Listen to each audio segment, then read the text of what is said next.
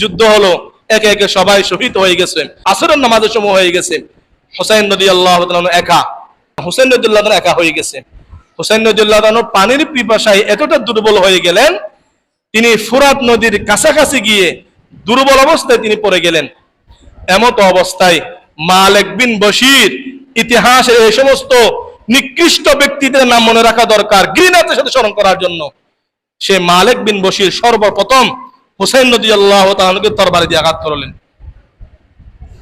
হুসাইন রাদিয়াল্লাহু তাআলা পীরে তরবারি আঘাত করলেন, তিনি সাথে সাথে মাটির মধ্যে পড়ে গেলেন।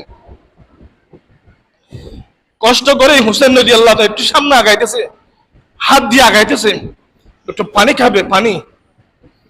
এমত অবস্থায় আরেক নাস্তিক, আরেক জালেম হুসাইন বিন নমির, তিনি দূরে থেকে গুলি করলেন, তীর করলেন, সেই তীর গিয়ে লাগলো হুসাইন রাদিয়াল্লাহু তাআলার গলার মধ্যে আটকে গেছে। কোন মতে হুসাইন রাদিয়াল্লাহু তাআলা তীরটা বাহির করে এরকম রক্ত হাতে নিয়ে আসমানের দিকে দিলেন, আল্লাহুম্মা উকতুলহুম, আল্লাহুম্মা উকতুলহুম, হে আল্লাহ, এরকম একজন জালেমকে আপনি জমিনের মধ্যে ছাড়বেন না, সবাইকে আপনি হত্যা করবেন, আমার হত্যার প্রতিশোধ আপনি এক এক করে সবার কাছ থেকে নেবেন। এরপরে হুসাইন রাদিয়াল্লাহু তাআলা আনহু যেখানে মহিলারা ছিল সেখানে গিয়ে তিনি বসলেন, এভাবে বসলেন।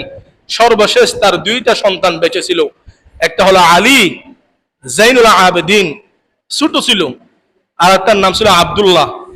আব্দুল্লাহ একদম ছোট ছিল, একদম নবজাত শিশু।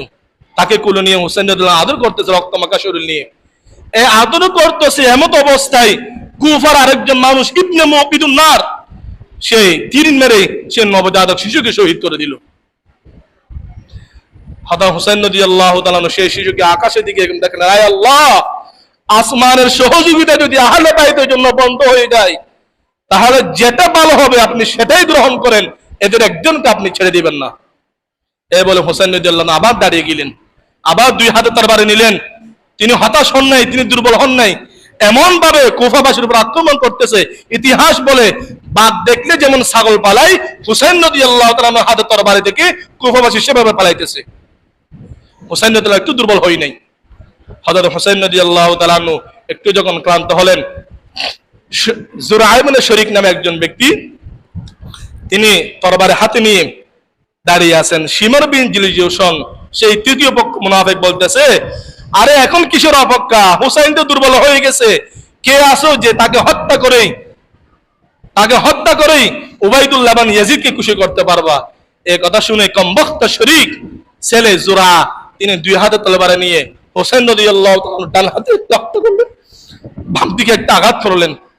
হুসাইন রাদিয়াল্লাহু আর একটু দাঁড়াতে পারে নাই, যখন তিনি শুয়ে গেলেন, সাথে সাথেই সেই জুরা ইবনে শরীক এক তলোয়ার আঘাত করে দেহ থেকে হুসাইন রাদিয়াল্লাহু কল্লাকে আলাদা করে দিলেন।